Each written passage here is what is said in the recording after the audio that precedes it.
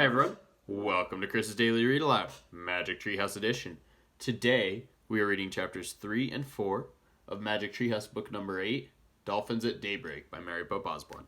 As we left it, remember Jack and Annie were going down in a MiniSub, but they couldn't get out.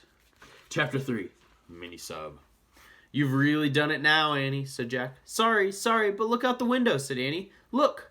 Forget it. We have to figure this out. Jack stared at the computer. He saw a row of pictures on the top of the screen. What did you do? He asked. I just pressed the on button, said Annie.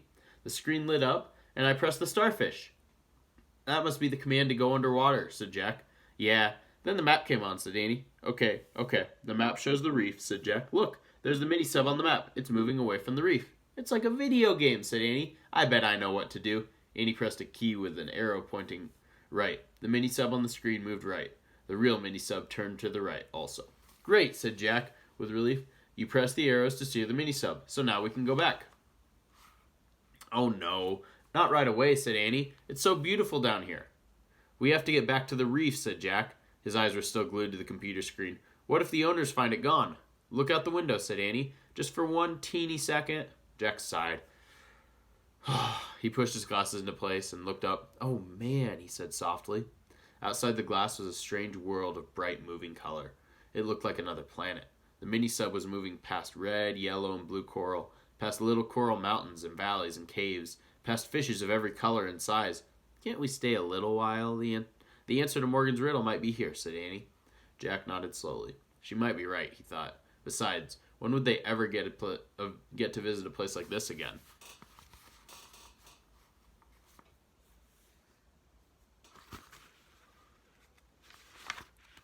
Chapter 4, Fish City. There were fish everywhere, floating over the swaying seagrass, eating on the white sandy bottom, peeping out of coral caves. Some kinds of coral looked like blue fingers or lacy fans. Others looked like deer antlers or lettuce leaves or mushrooms or trees. Jack read in the book, coral reefs are only found in warm tropical waters. Nearly 5,000 different species of fish live around the coral reefs in the Indian and Pacific Oceans. Jack pulled out his pencil and notebook. He started to write a list. Coral reef research. Warm water. Over 5,000 kinds of fish.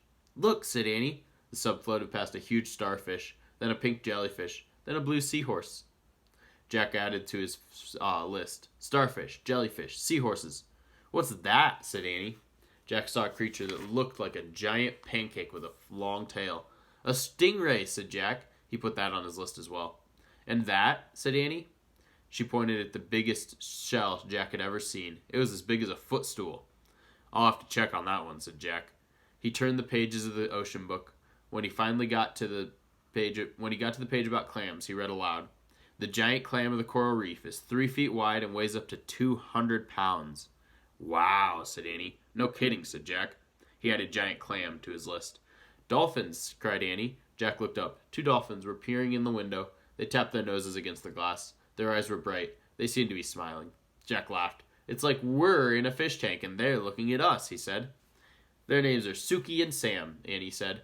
Brother and sister. You're nuts, said Jack. Here's a kiss for you, Suki.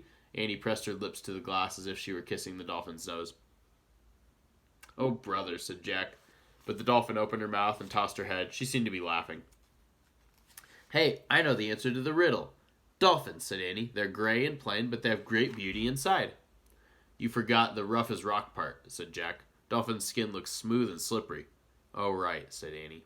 The dolphins flipped their tails. They swam off into the light blue water. Wait, don't go, called Annie. Suki! But the dolphins were gone. It's time for us to go too, said Jack. He was afraid someone might be looking for the mini-sub. But we haven't solved the riddle, said Annie. Jack studied the bright underwater world.